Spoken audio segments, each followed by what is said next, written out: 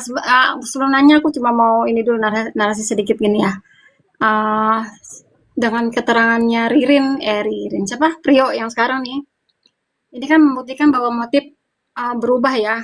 Yang tadinya kita ragu-ragu karena uang 750.000 yang sewa mobil itu kan terbantahkan ya kan Pak? Benar itu keraguan kita benar gitu, dengan berubahnya keterangan si Prio ini. Dan kedua, oke sekarang kita berubah arah nih ke keterangan Prio yang sekarang. Dia dibunuh di toko sembako. Yang mencurigakan tuh gini, di toko sembako terus dia katanya dibawa mobil pick up. Harusnya kan di mobil pick up itu masuk rem CCTV kan harusnya. Dan kan yang kita tahu faktanya yang sudah jelas itu kan ada Evan kebesokannya itu dia bawa mobil pick up. Apakah Evan tidak curiga ada bobo amis, darah atau apa kan karena yang kita tahu dari bukti forensik itu kan lukanya itu parah gitu. Retak tempurung kepala itu kan pasti kan berdarah-darah kan gitu. Dari situ ya kedua. Yang tiga apa tadi saya lupa lah. Jadi udah itu aja sih Bapak lah, saya jadi lupa lah ngeblank itu silah. Lanjut Bapak, maaf ya. Silakan Mr. Blind. Ya, kalau betul itu kata Mahir, jejaknya pasti ada. Kalau di TKP yang berbeda, ya kan? Kecuali dia cuci mobil tuh malam-malam, subuh-subuh, ya kan? Tapi faktanya kan enggak. Nah, kemudian kalau mengambil mobil itu, posisi mobil itu kan sebelumnya pickup itu di mana? Bagaimana cara dia ngambil mobil pickup itu? Atau apakah pickup itu ada di toko kios itu, kemudian dia bawa pulang? Kan muncul banyak pertanyaan di benak kita dari keterangan itu. Dari dua saksi yang dua TKP yang berbeda itu menurut keterangan Prio. Makanya saya bilang ada baiknya kita kaji keterangan Prio ini. Saya tambahkan Bang Blen. Saya lihat berita di TV One tuh ketika wawancara si Evan ya. Evan itu disuruh datang kan pakai ini kan, pakai apa WA-nya si Budi ya. Entah itu pelakunya siapa belum kita tahu ya. Itu kalau nggak salah dia disuruh ambil kunci masih di dalam rumah utama. Artinya si pick up itu ada dekat rumah gitu. Kalau nggak salah yang saya lihat ya, masih posisinya di belakang itu sama Avanza itu. Berbaris terus dia keluarin. Yang saya tahu sih. Kalau saya lihat di TV One ada itu. Nah, itu dia suruh ambil kunci di mana gitulah masih di dalam rumah di ruang tamu apa di mana gitu. Gitu. Ya, makanya kan saya bilang ada baiknya kita analisa dan kita coba uji atau kita kaji semua keterangan Prio hari ini, termasuk bisnis sembako. Itu kan berarti merubah motif, ya kan? Bukan lagi masalah seperti yang dituliskan motifnya di dakwaan. Nah, tapi sembako itu bunyi Bang di dakwaan Bang. Apa? Soal sembako tuh bunyi di dakwaan itu. Iya, tapi motifnya kan dendam karena sewa menyewa mobil 750.000 yang disampaikan di dakwaan itu kan bunyinya begitu. Nah, sama seperti tadi kita mencoba menghipotesa atau menganalisa ya. Ketika muncul narasi, ya jangan-jangan Amaniani ini dihilangkan oleh Ririn. Seolah-olah Ririn ini kriminal nih. Bengis nih orangnya nih. Ini udah berurusan dengan hukum nih kemarin-kemarin nih. Kan gitu kan? Itu kan juga bagian dari hipotesa liar kan? Analisa. Makanya kemarin, hari ini, saya mencoba menghubungkan aja sebenarnya. Itu kan bagian dari pertanyaan. Bagaimana ketika perubahan keterangannya Prio ini juga didasari sesuatu di balik layar. Karena semua berjalan normal, ya. Tiba-tiba satu hari sebelum persidangan, keluarganya datang menjenguk. Ditanya sama jaksa tuh, sebelum-sebelumnya nggak ada katanya. Baru kemarin berarti ya, iya katanya. Nah, pesan apa yang disampaikan? Kita tidak tahu apakah disuruh jujur, apakah itu ya terserah. Tapi ketika di persidangan, keterangannya mengatakan bahwa 4 orang itu fiktif. Ya, berarti kan kita secara kritis mengatakan bahwa siapa yang paling diuntungkan dari keterangannya Priyo ini. Ririn jelas nggak mungkin diuntungkan, dirinya sendiri nggak mungkin diuntungkan. Dia mengakui dia ikut sama Ririn kok. Ya kan? Yang diuntungkan adalah 4 orang yang masih di luar. Karena keterangan itu bertentangan dengan kuasa hukum yang sekarang, dicabut kuasanya. Karena kuasa hukum yang baru atau penasihat hukum yang baru nanti akan mengkonstruksikan seperti yang disampaikan Priyo saat ini. Kan begitu. Makanya saya tidak mau mengatakan keterangan Priyo salah, keterangan Ririn salah, dakwaan salah, saya nggak mau. Saya anggap semuanya benar, tapi saya mencoba untuk mencari siapa yang paling benar. Demikian Mr. Z. Ini Mr. J intercept sedikit. Boleh. ya? Boleh. Ya, jadi kemarin-kemarin Ririn dan Priyo itu lancar membuat alibi ke Pak Tony dan ke publik kan gitu. Itu karena mereka selalu bareng di dalam satu sel. Nah, disinilah emang tahu mereka bisa, ya itu kan bisa sama kan keterangan Pak Tony ketika di penjara ditanya dua-duanya. Nah ini Pak Tony yang waktu menceritakan kronologi kan gitu. Itu jadi kalau menurut saya ini harus dipisahkan selama mereka itu di persidangan gitu. Jangan dipertemukan lagi sampai putusan pengadilan agar mereka tidak bisa lagi membuat alibi yang kompak gitu loh. Kalau menurut saya loh ya, ini justru ini nanti bisa mengungkap fakta yang sebenarnya dan bahkan misteri Aman Yani ini bakal bisa terungkap. Kalau ini dipisahkan jangan disatukan lagi kalau menurut saya. Lanjut ini itu. aja, maaf Bang, ini aja sekarang keterangannya sudah berbeda Bang. Nggak perlu dipisahkan lagi, keterangannya saat ini sudah berbeda. Sidang hari ini kan keterangannya Priyo sudah membantah semua keterangannya Ririn. Jadi nggak perlu dipisah-pisahin lagi, orang memang udah beda keterangannya.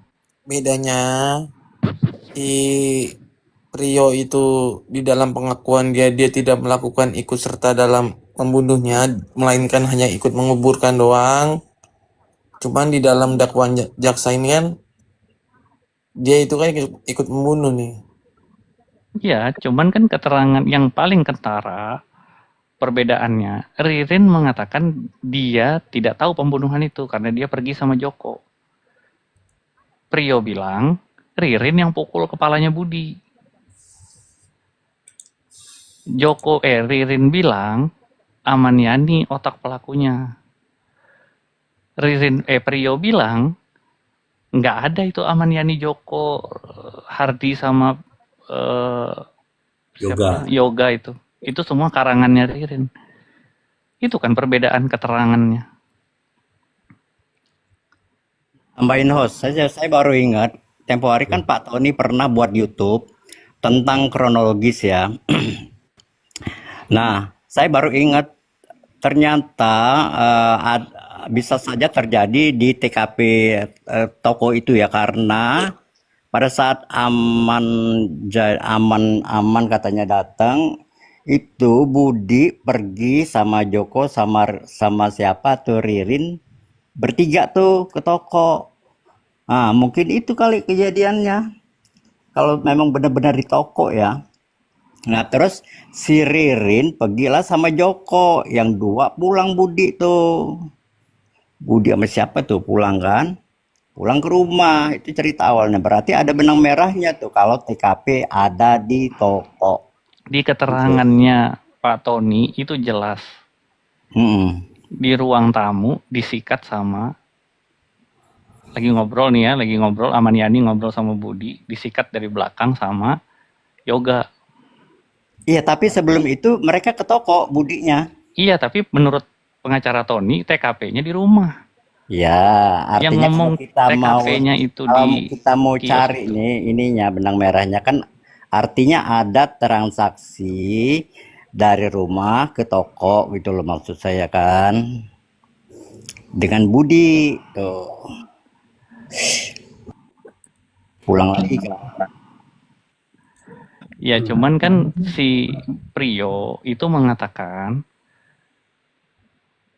Budi itu dieksekusi di kios. Makanya saya tuh, artinya kalau kios ya mungkin waktunya Budi itu diajak ke toko loh, bukan Maksud kios. saya begini Bang, keterangan Ririn sama sama Prio ini sudah jelas berbeda. Makanya kuasanya Tony RM dari si Prio itu dicabut. Karena nggak ada benang merahnya sama sekali keterangan ini sekarang. Kan gini ya, kalau Prio itu kan membantah semua apa yang telah dikatakan berdasarkan keterangan Ririn. Jadi kan Ririn yang buat tuh redaksinya, mungkin sama-sama kan. Artinya disampaikan lewat persidangan, Prio ngomong awalnya kan gitu. Nah ternyata berubah, mungkin tidak sesuai lah segala macam kok gini. Nah dia terbuka yang sebenarnya gitu. Ya sebenarnya versi Prio. Yang paling penting mah ini pembelaannya Tony RM kemana ini? Tunggu dulu, kopi pahit. Kalau sudah ngomong selesai, biarkan teman yang lain ya. Ya, silakan, Pam. Iya mau nanya, ini kira-kira teman-teman arah pembelaannya Tony RM ini kemana lagi ya? Karena kan dia kan patokannya keterangan dari si ini Ririn selama dia mendampingi Ririn ya. Keterangan dari Prio. Ya, sebenarnya Kenapa dia mau itu karena statement dari Prio kan ya Bang Terang ya? Ya, sebenarnya Iya, sulit ya dari ketika CCTV. ketika Ririn ini mengucapkan bahwasanya faktanya, karena kan bisa disebut Ririn ini kan saksi mahkota yang ada di kejadian, artinya saksi fakta juga bisa disebut seperti itu juga. Ucapan dia harus dibuktikan dengan bukti yang lain. Nah, bukti yang lain itu ada sidik jari si Ririn. Jadi untuk membantah untuk ketidakterlibatan Ririn atas pembunuhan ini sulit juga gitu loh, karena si Prio ini pernyataannya saat ini yang pelakunya adalah Ririn. Memang saat ini gue pun bertanya-tanya masalah CCTV itu harus dibuka karena itu juga bisa mengungkap, cuman kan alat bukti lainnya sudah ada tuh sidik jarinya gitu loh, dan sampai saat ini juga kita belum menemukan tuh 4 orang tersebut belum ada yang temu, entah itu Joko, siapa Yoga, si Aman Yani, nggak ada satupun titik terang ada sosok ini loh. Kalau Aman Yani jelas ada, ketiga orang ini belum ada titik terangnya. Maaf Bang Terang maaf. Kalau nggak salah itu si Pak Tony itu ada ini kan saksi dari tetangga yang melihat itu malam-malam ada mobil Avanza apa sejenis Avanza dan Xenia apalah gitu warna hitam di situ. Betul, Terus betul. pintu juga biasanya tertutup itu terbuka setengah. Itu dari kesaksian tetangga di situ. Jadi gimana itu? Itu belum termasuk titik terang kah? Titik terang 3 orang ini loh. Iya untuk menyatakan oh ada nih orang ini pasti kan. Itu kan ada mobil di situ. Artinya kan ada kemungkinan ada tamu kan? Kemungkinan ya kan? Ya itu Dan dia saya pintu bilang kan dibutuhkannya terbuka CCTV. setengah gitu. Iya, makanya saya bilang dibutuhkannya CCTV untuk mengungkapkan bahwasanya ada orang lain selain mereka berdua. Untuk topik kita kan ngomong fakta kejadian saat ini nih, gitu. Titik terang 3 orang ini belum ada sama sekali, gitu loh.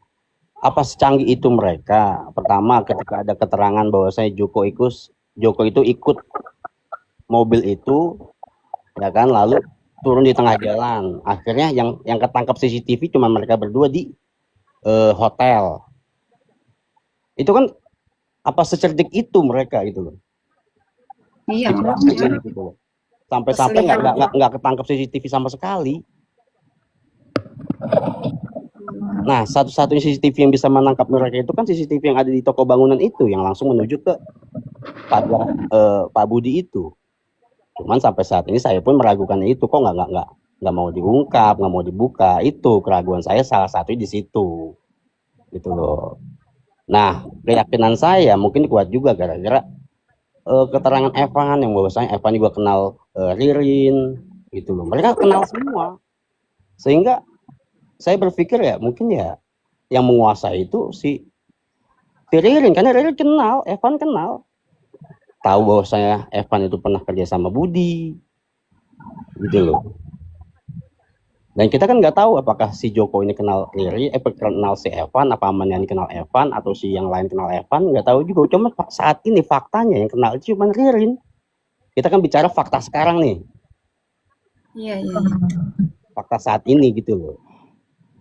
Cuma tetap saya mempunyai keraguan masalah CCTV tersebut, itu harus dibuka karena itu ada sangkut pautannya. Apakah ada keterlibatan yang lain atau tidaknya gitu loh.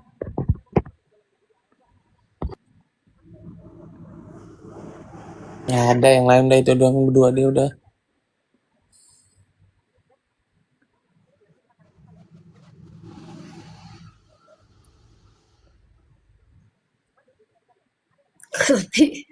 Tapi si Tapi Ririn, faktanya, Bang, tapi lihat faktanya kan wajahnya gini, Ririn kayak Bang. serem juga Ririn tuh ya. Iya, serem. Tapi itu ada kayaknya di CCTV tuh orang masuk malam-malam itu bukannya kalau dilihat dari gesturnya bukan Rio dan bukan Ririn juga itu.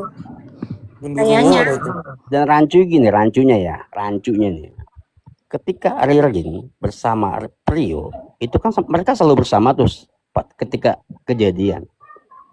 Apakah Prio nggak cerita sama sekali misalkan memang ada pembunuhan? Kalau Ririn nggak tahu menahu, padahal mereka selalu bersama tuh. Logika aja, kita coba pakai logika lah. Nggak Ririn, cerita. Kata Pak Tony, dia ceritanya pas di tempat nelayan, Bang. Selama perjalanan tuh si Priyo nggak cerita katanya. iya. Nih, dengerin. Oke, Salah. Mr. Ben, saya bacakan dulu dakwaan ya.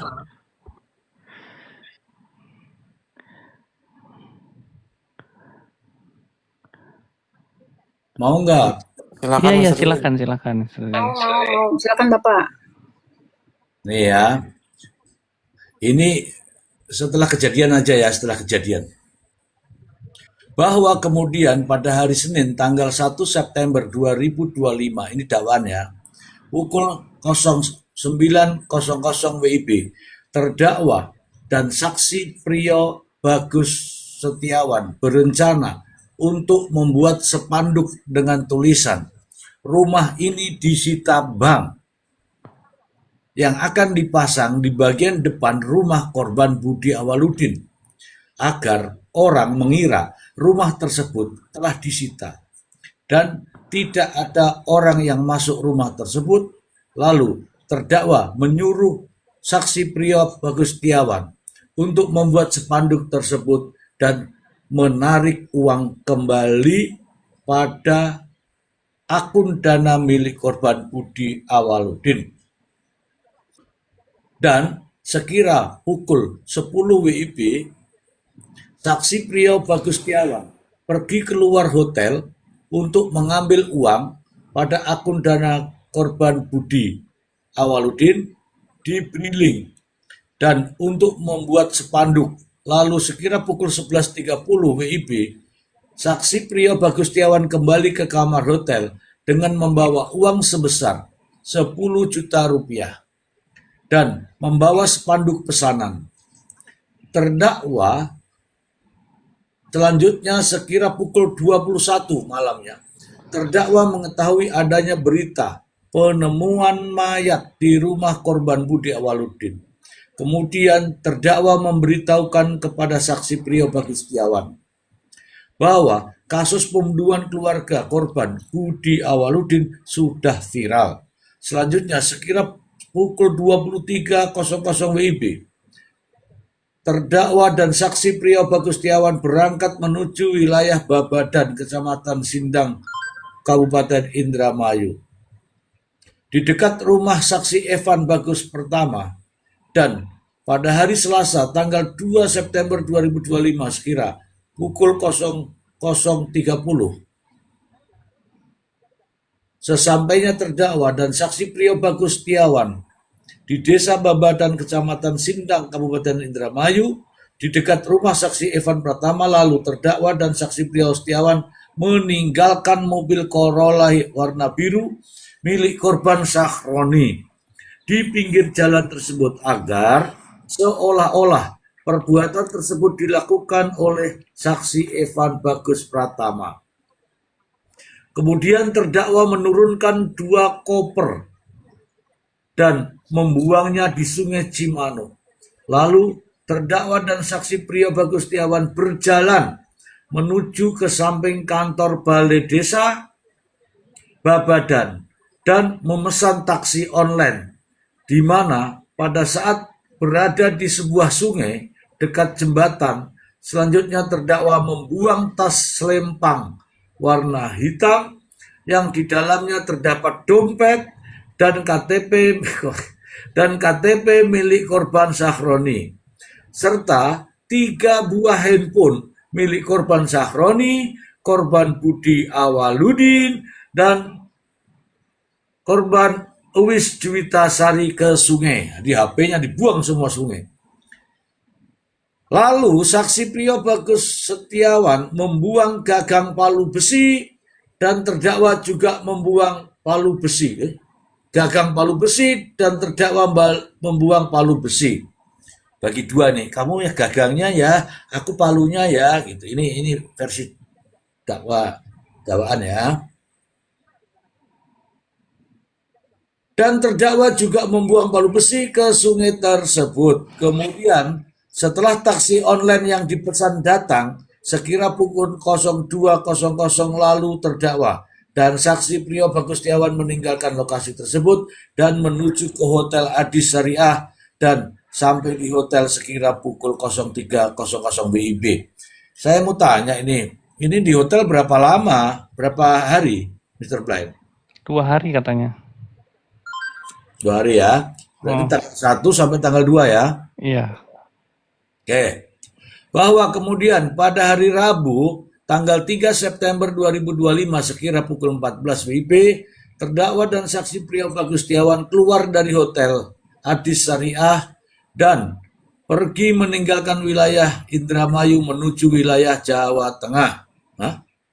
Sampai akhirnya terdakwa dan saksi Priyo Bagus Setiawan kembali ke Kabupaten Indramayu dan pada tanggal 8 September 2025 berhasil dilakukan penangkapan oleh pihak kepolisian dari Polres Indramayu guna pengusutan lebih lanjut. Bahwa berdasarkan visum et repertum nomor sekian yang dibuat dan ditandatangani atas kekuatan sumpah jabatan oleh Dr. Andri sekian, dokter spesialis forensik pada Rumah Sakit Bayangkara tingkat 2 Indramayu yang telah melakukan pemeriksaan terhadap para jenazah Budi Awaludin dengan kesimpulan sebagai berikut. Pada pemeriksaan jenazah berjenis kelamin laki-laki ini, tampak jenazah sudah membusuk. Terdapat tanda-tanda trauma tumpul di kepala berupa luka terbuka pada kulit kepala, resapan darah pada kulit kepala bagian dalam, serta patah tulang tengkorak yang dapat menyebabkan kematian. Terdapat tanda-tanda trauma tumpul di leher berupa patah tanduk atas tulang rawan gondok, serta resapan darah di sekitar patahan tanduk atas tulang rawan gondok. Bahwa berdasarkan visum et repertum tanggal 2 September 2025 yang dibuat dan ditandatangani atas sumpah jabatan selaku dokter spesialis pada Rumah Sakit Bayangkara telah melakukan pemeriksaan terhadap jenayah Sahroni dengan kesimpulan. Pada pemeriksaan jenazah berjenis kelamin laki-laki ini, tampak jenazah sudah membusuk. Terdapat tanda-tanda trauma tumpul di kepala berupa luka terbuka pada kulit kepala serta selaput keras dan lunak otak, resapan darah pada kulit kepala bagian dalam, dan patah tulang tengkorak yang dapat menyebabkan kematian. Terdapat tanda-tanda trauma tumpul berupa patah tulang dada, tulang iga kanan, tulang rawan gondok, tanduk, atas tulang rawan gondok, dan tulang rawan cincin, serta resapan darah di sekitar patahan tulang iga. Bahwa berdasarkan visum et repertum nomor sekian-sekian yang dibuat dan ditandatangani selaku dokter spesialis pada rumah sakit tersebut, telah melakukan pemeriksaan terhadap jenayah Awis Juwita Sari dengan kesimpulan pada pemeriksaan jenayah berjenis kelamin perempuan ini tampak jenayah sudah membusuk, terdapat tanda-tanda trauma tumpul di kepala berupa luka terbuka pada dahi dan kepala sisi kanan, resapan darah pada kulit kepala bagian dalam, serta patah tulang tengkorak yang dapat menyebabkan kematian. Terdapat tanda-tanda trauma tumpul berupa luka terbuka pada dagu. Perbuatan terdakwa sebagaimana diatur dan diancam dengan pasal 459. Ini ya, ini dakwaan jaksa loh ya. Ini yang 459 Undang-Undang Nomor 1 Tahun 2023, ini pembunuhan berencana. Dan juga junto pasal 20 huruf C Undang-Undang Republik Indonesia Nomor 1 Tahun 2002 tentang ya ini KUHP ini. Oke. Mana yang anak-anak kecil kok nggak ada? Oh, itu terkait dengan pasal yang lain itu ya.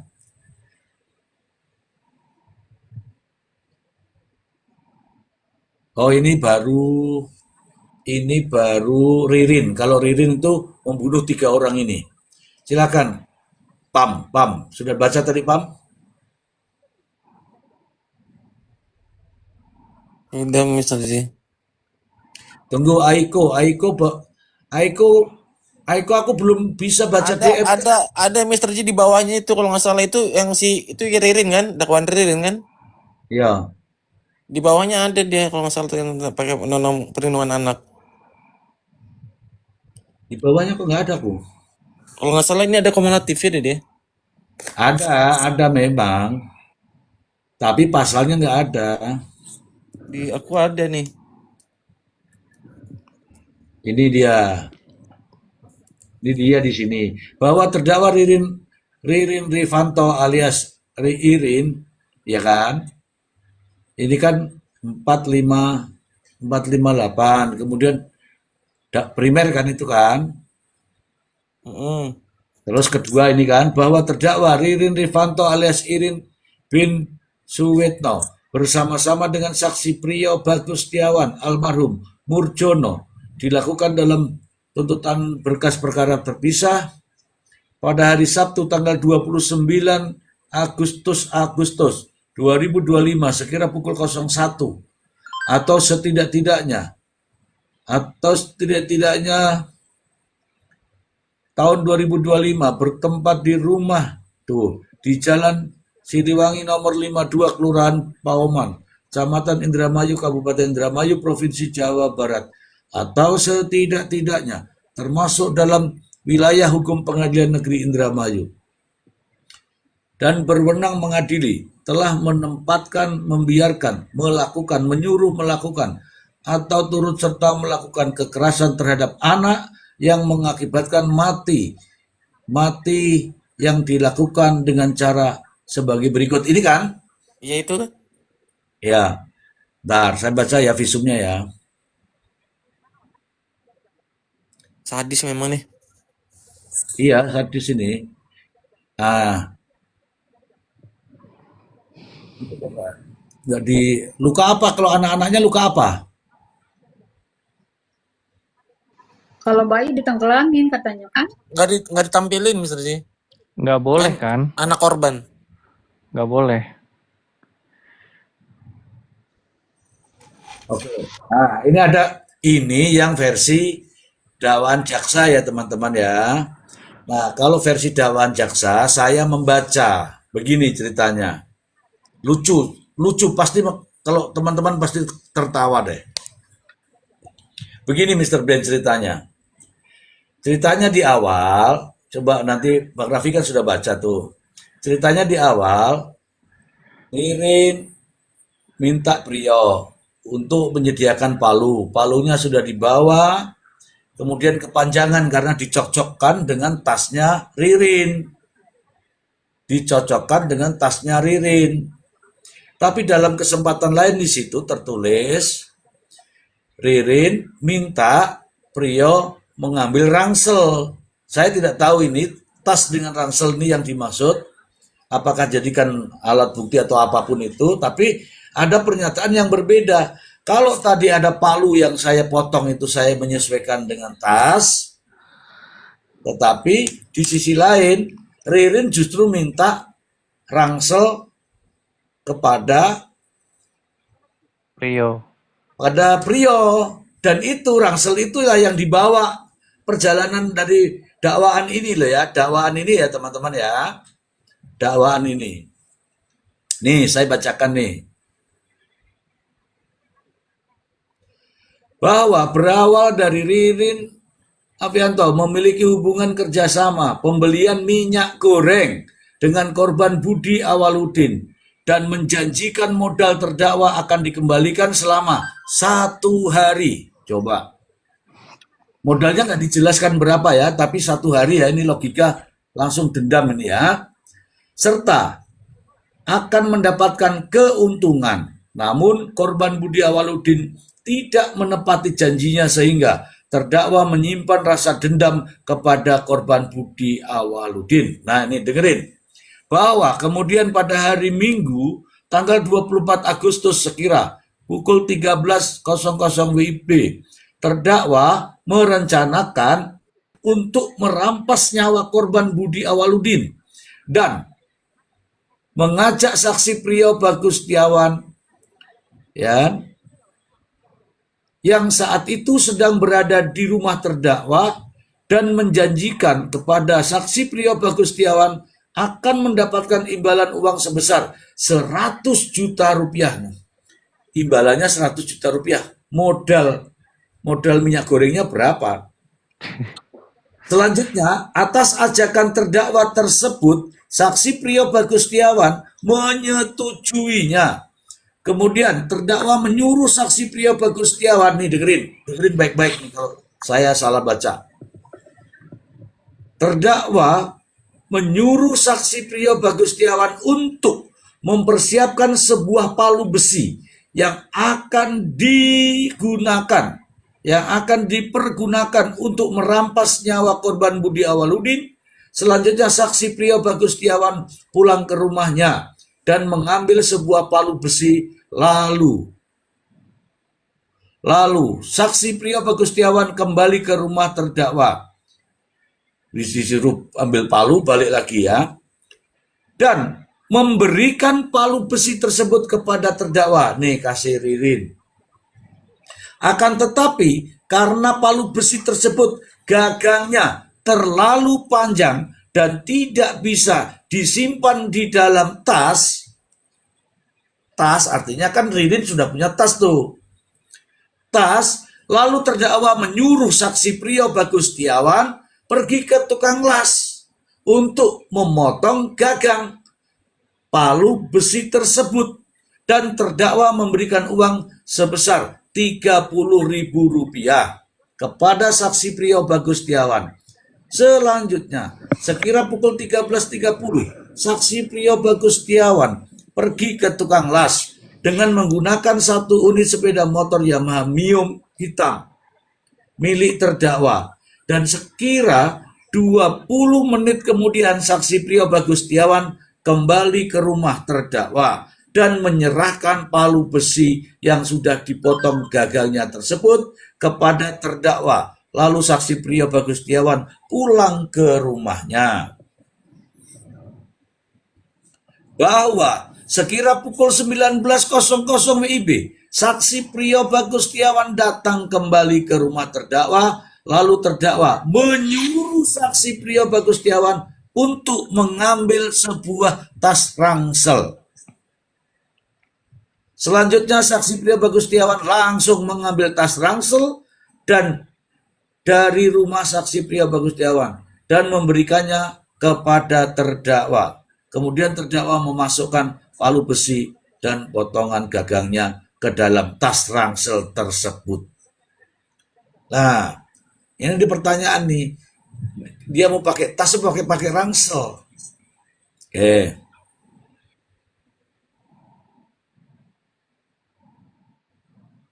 Lalu terdakwa mengatakan kepada saksi Priyo Bagustiawan ketika akan merampas nyawa korban Budi Awaludin agar nanti berpura-pura berkunjung terlebih dahulu dan menawarkan serta membicarakan masalah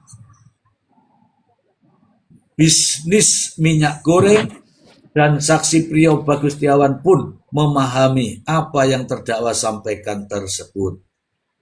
Tidak ada yang saya kurang-kurangi ya teman-teman, ya nggak ada sama sekali ya. Kita realita ini, masa saya mau kurang-kurangi yang begini, dosa saya. Bahwa pada hari Selasa tanggal 26 Agustus 2025 sekira pukul 18.30 ketika terdakwa dan saksi Priyo Bagustiawan sedang berada di teras rumah terdakwa, lalu terdakwa menghubungi korban Budi. Ini dakwaan jaksa ini. Budi Awaludin menggunakan satu unit handphone merek Redmi A5 warna hitam milik terdakwa dan memberitahukan bahwa terdakwa Ririn akan menemui korban Budi Awaludin selanjutnya sekira pukul 19.00 WIB. Terdakwa dan saksi Priyo Bagustiawan menemui korban Budi Awaludin di warung milik korban Budi Awaludin yang berada di dekat rumah korban Budi Awaludin di Jalan Siliwangi, Kelurahan Pauman, Kecamatan Indramayu, Kabupaten Indramayu, dengan tujuan hanya untuk berpura-pura membicarakan bisnis.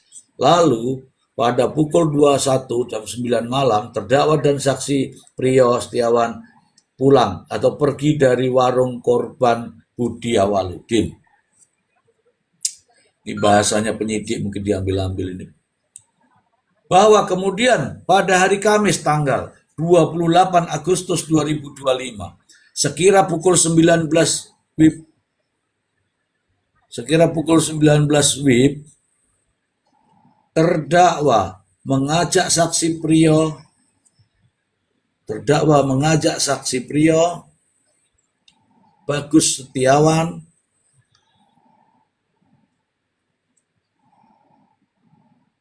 malam Prof, saya baca dulu Prof. Izin Prof. 19.30 terdakwa mengajak saksi Priyo Bagus Setiawan untuk pergi ke rumah korban Budi Awaludin dan berpura-pura membicarakan masalah bisnis minyak goreng, beras, telur, dan gula. Namun tujuan terdakwa dan saksi Priyo Bagus Setiawan hanyalah untuk memastikan apakah korban Budi Awaludin berada di rumahnya atau tidak. Lalu terdakwa dan saksi Priyo Bagus Setiawan bertemu dan mengobrol dengan korban Budi Awaludin di warung miliknya, di warung milik korban Budi Awaludin hingga pukul 21 malam. Kemudian terdakwa dan saksi Priyo Bagus Setiawan pergi dari warung milik korban Budi Awaludin tersebut. Selanjutnya sekira pukul 22, ini sudah datang pada pukul 19, terus pulang pada pukul 21, terus pada pukul 22 nih. Terdakwa kembali mengajak saksi Priyo Bagus Setiawan untuk pergi dari rumah korban Budi Awaludin dengan maksud untuk melakukan rencana merampas nyawa korban Budi Awaludin sebagaimana yang telah direncanakan. Bahwa kemudian pada hari Jumat tanggal 29 Agustus 2025 sekira pukul 00.30 terdakwa dan saksi Priyo Bagus Setiawan sampai di rumah korban Budi Awaludin dan Dan sesampainya di jalan depan rumah korban Budi Awaludin lalu, terdakwa menghubungi korban Budi Awaludin menggunakan handphone milik terdakwa untuk memberitahukan kepada korban Budi Awaludin bahwa terdakwa sudah berada di depan rumah.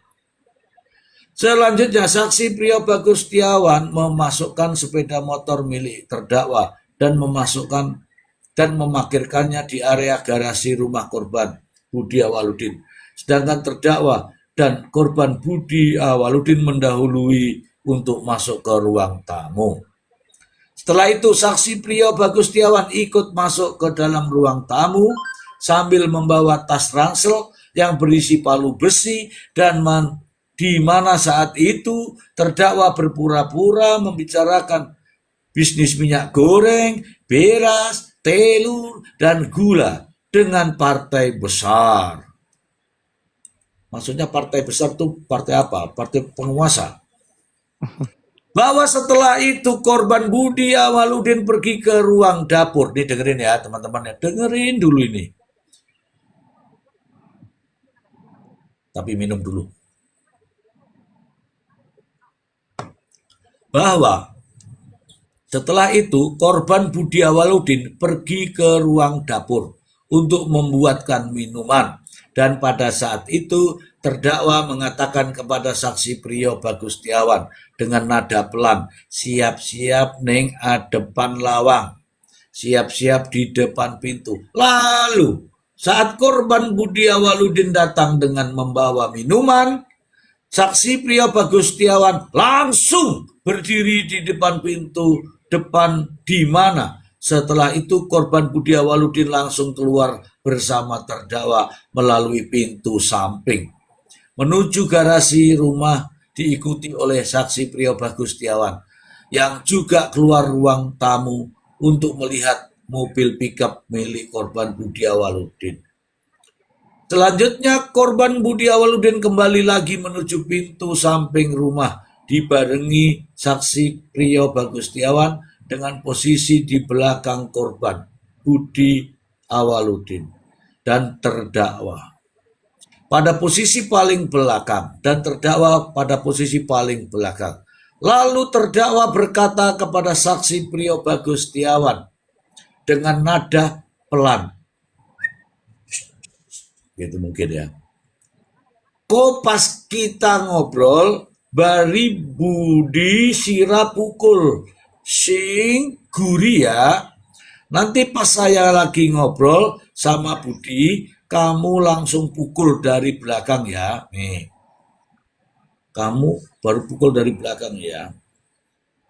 Lalu saksi Priyo Bagus Setiawan langsung mengambil palu besi dari dalam tas ransel. Kemudian sekira pukul 1.00 WIB pada saat korban Budi Awaludin hendak masuk ke dalam ruang tamu melalui pintu samping rumah, lalu saksi Priyo Bagus Setiawan langsung memukulkan palu besi tersebut dengan menggunakan tangan kanan ke kepala bagian belakang sebelah kiri.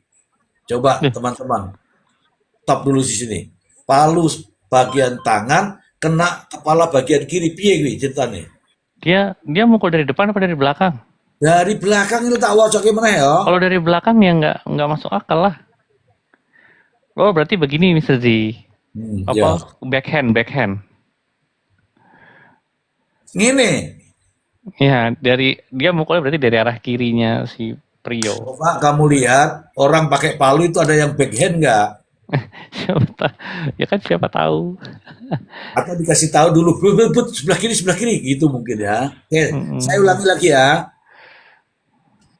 Priyo Bagus Setiawan langsung memukulkan palu besi tersebut dengan menggunakan tangan kanan ke kepala bagian belakang nih. Belakang sebelah kiri korban Budi Awaludin sebanyak 1 kali hingga korban Budi Awaludin menjadi lemas. Ini dakwaan jaksa ya. Begitu dipukul tuh langsung lemes. Biar langsung lemes kayak film kartun tuh. Oke. Dan jatuh dan terjatuh. Selanjutnya saksi Priyo Bagus Setiawan. Kenapa menguap? Ngantuk. Ya lanjut Misti. Jangan diperdengarkan. Iya maaf. Dengan menggunakan tangan kanan. Tadi mana ini bikin hilang gara-gara menguap nih. Selanjutnya saksi Priyo Bagus Setiawan. Nih, di sini ya. Hingga korban Budi Awaludin menjadi lemas dan terjatuh. Selanjutnya, saksi Priyo Bagus Setiawan menyerahkan palu kepada terdakwa. Oke, berbek, lemes, serahkan palunya.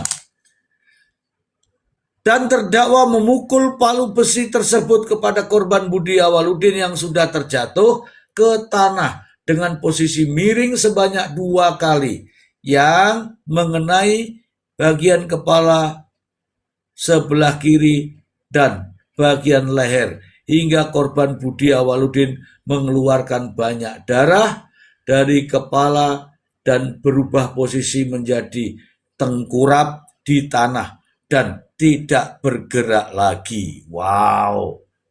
Nih, ini kalau logikanya tujuannya kan memang ini Budi Awaludin kan. Loh, kok orang ngomong itu. Tujuannya kan Budi Awaludin ini terang. Ini Budi Awaludin ini sudah selesai nih. Selanjutnya, bahwa kemudian terdakwa menyuruh saksi Priyo Bagus Setiawan untuk masuk ke dalam rumah dan menunggu di depan pintu kamar korban Sahroni.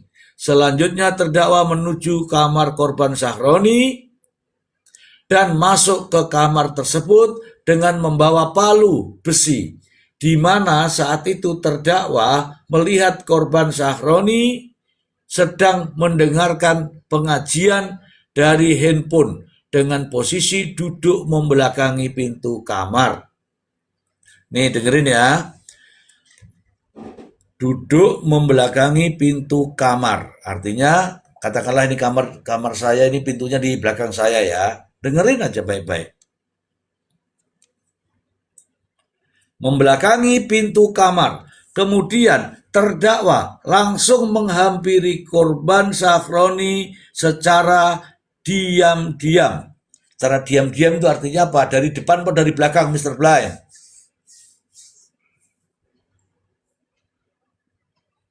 Belakang itu sih. Nah, ini diam kan dari belakang ya. Oke ya. Ya. Oke, dengerin. Membelakangi pintu kamar, kemudian terdakwa langsung menghampiri korban Sahroni secara diam-diam dan memukulkan palu besi tersebut dengan menggunakan tangan kanan terdakwa sebanyak 1 kali yang mengenai kepala bagian kiri atas. Twing, mungkin tangannya ambil begini, twing gitu ya. Ini kenanya kiri ya, kenanya kiri.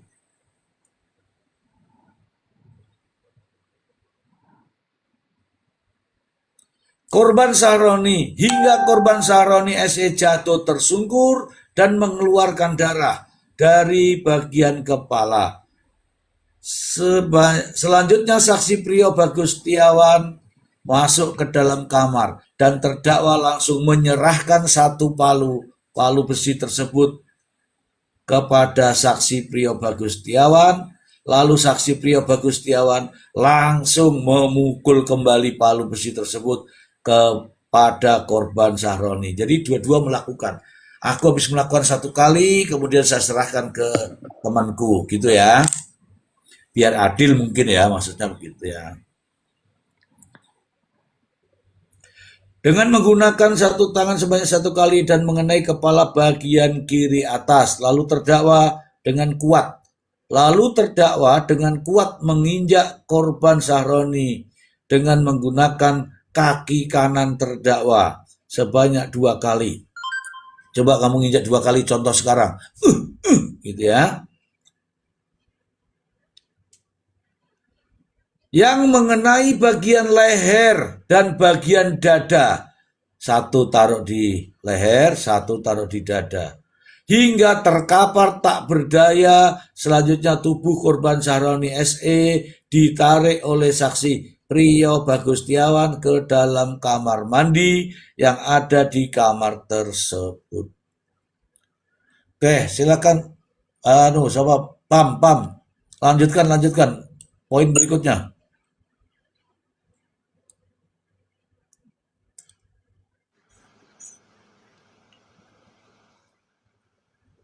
Nggak ada yang mau lanjutkan sendiri nanti. Bapak, sebentar itu tak ada temen nih, ada kawan DM.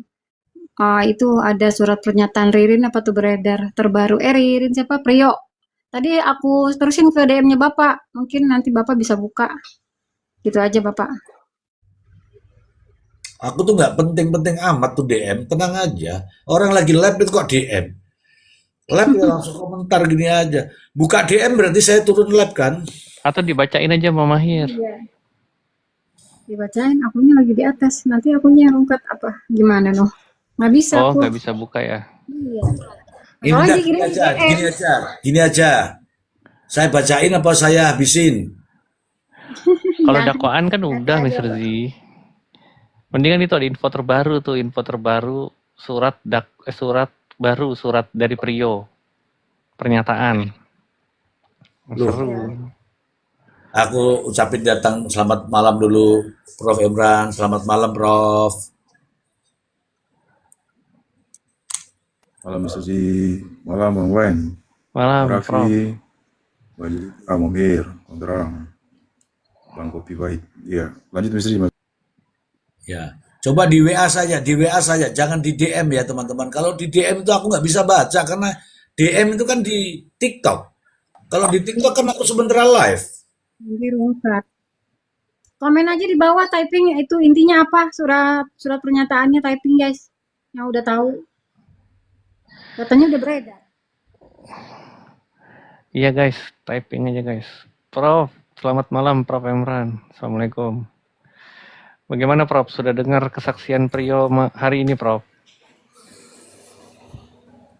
Iya, dengar apa namanya? Dengar dari apa ya? Tadi dikirimin sama Bang Dev sih, cuman nggak lihat live-nya, nggak lihat itunya, sidangnya. Cuman sih ada beberapa keterangan yang Oh, nggak konsisten. nih, Mr. Blind. Siap. Ada yang typing nih. Dari Kopi Pahit bahwa Priyo PH-nya Ruslandi. Ketemu tuh. Iya kan? Sudah ya. Tadi saya Nih, sudah ini kan. Aman Nurul. Nih, Aman Nurul nih. Setelah didatangi kakak dan polisi aktif ke lapas, kenapa Priyo mencabut PH Tony dan menunjuk Ruslandi? Nah, sudah ketemu kan? Udah ya teman-teman, tadi sudah saya sampaikan juga. Nanti akan terjawab ketika PH yang baru yang penggantinya Pak Tony siapa. Nanti kan arahnya kelihatan itu. Loh kok bisa Mr. Blind? Sudah dilepas, datang lagi. Nah, itu dia Mr. Z. Artinya kan harus ada keterangan yang sinkron. Ya kan kita nggak tahu nih ya, ada apa. Tahu ya. Coba Agus Gunawan, silakan bagaimana Agus? Langsung Oke, Gus. selamat malam semuanya ya. Malam Gus. Ini ada pernyataan dari Priyo. Fotonya ini dia sama Ruslandi, pengacara dia yang lama. Dia menyatakan bahwa di hari Senin malam, berarti baru tadi ya, berapa jam yang lalu, bahwasanya pernyataan disampaikan Priyo pada Senin malam tanggal 18 Mei. Bersama dengan itu ia menunjuk kuasa hukum baru yaitu Ruslandi. Pernyataannya seperti ini. Saya Priyo Bagustiawan dengan kesadaran penuh dan tanpa unsur paksaan dari siapapun menyatakan telah mencabut kuasa hukum dari Tony RM dan LBH Petarung Keadilan dan menunjuk kuasa hukum baru kepada Bapak Ruslandi, ujar Priyo. Tak hanya mengganti pengacara, Priyo juga menyatakan siap menjadi GC, Justice Collaborator, untuk mengembangkan kasus pembunuhan yang menewaskan 5 orang tersebut. Dalam pernyataannya, Priyo mengaku ingin menyampaikan kronologi sebenarnya di depan hakim. Ia juga meminta maaf kepada seluruh korban dan masyarakat Indonesia. Terus Priyo kemudian mengungkapkan alasan perubahan keterangannya selama Ya, persidangan berlangsung, mengaku mendapat tekanan untuk memberikan kesaksian palsu. Saya dipaksa berbohong dan memberikan keterangan palsu saat persidangan, kata Priyo. Ia lalu menuding terdakwa Ririn sebagai pelaku utama satu keluarga tersebut. Terus dia mengaku juga Priyo melihat langsung kejadian pembunuhan tersebut. Semua yang membunuh itu adalah Ririn. Terus Priyo menyatakan dia dipaksa sama Tony RM untuk membenarkan cerita Ririn tersebut dengan iming-iming mendapat hukuman ringan melalui GC tersebut, Justice Collaborator maksudnya. Nah, itu dia dipaksa, seolah dipaksa sama Tony RM untuk membenarkan pernyataan Ririn tersebut Wah, dengan tuduhan serius iming-iming. ini. Iya, ini ada di ceremai.com Indramayu. ya, Pernyataannya baru hari Senin malam ini tadi. oke. Ada Nanti, foto dia bersama Ruslandi memegang surat gitu, nggak tahu apa isi suratnya. Terus di akhir pernyataannya Priyo menegaskan bahwa pelaku pembunuhan tunggal adalah Ririn, dia hanya membantu proses penguburan mayatnya saja. Itu pernyataan dia malam ini tadi bersama dengan pengacara barunya Ruslandi, mantan pengacara. aduh, oke, oke, oke. Itu aja, Mr. Ji. Oke, saya ini sudah nebak-nebak ini ada permainan yang tidak sehat ini, seperti yang ditebak-tebak oleh Mr. Blind. Silakan Mr. Blind. Tadi sudah ngomong juga. Ada apa ini? Tepat tebakannya Mr. Wen, tepat. Izin Mr. Z, tadi di narasi saya juga saya sempat bilang kan, kalau seandainya 1 tahun maka kemungkinan si Priyo ini akan dijadikan GC. Artinya disinilah tanda tanyanya Mr. Z. Ya, ya. Kalau Tony kemarin kan kita juga sudah tanya ya Mr. Blind, apa ada Iya. rencana nggak jadi GC kan? Mm-mm. Oke. Begini aja.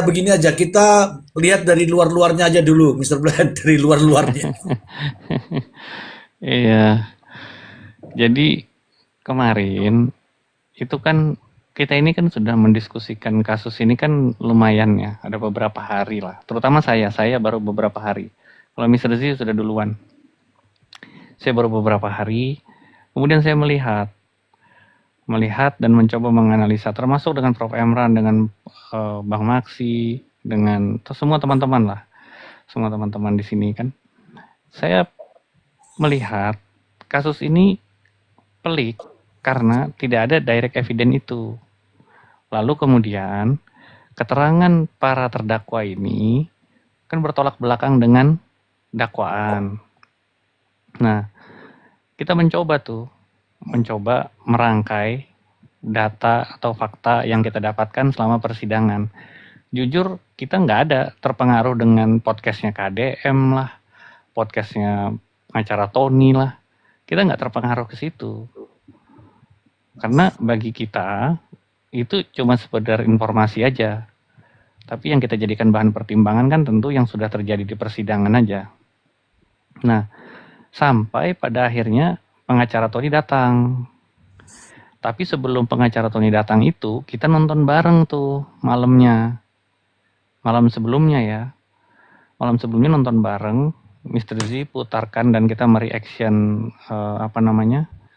podcast Denny Sumargo sama mantan pengacara yang sekarang menjadi kuasa hukumnya Aman Yani, keluarga Aman Yani.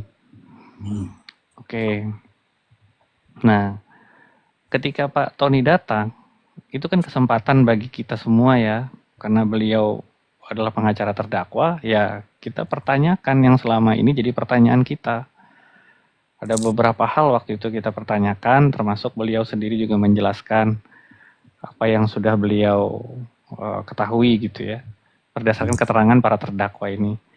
Nah, di satu waktu saya yang bertanya itu, saya tanya kepada pengacara Tony, Bang, bagaimana kemungkinan untuk justice kolaborator?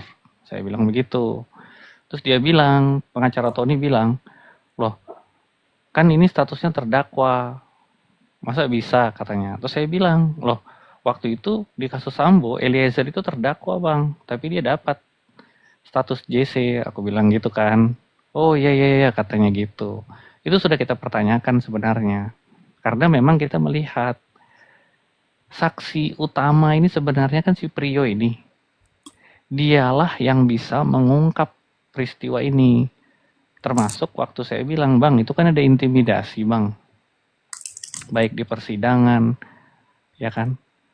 Baik di media sosial tuh, atau secara langsung itu pas persidangan itu yang ricuh kemarin itu kan termasuk bagian dari intimidasi itu. Dan saya bilang kenapa nggak ke LPSK aja? Nah, itu kaitannya. Ricuh itu kan salah satu pelakunya Pak Roslandi juga.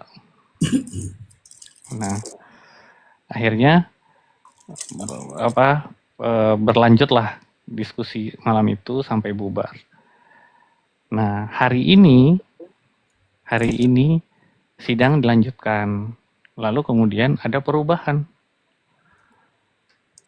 keterangan dari yang sebelumnya diterangkan oleh Prio, sekarang keterangan itu dicabut, yang lama dia mengganti keterangannya dengan keterangan yang baru hari ini. Nah,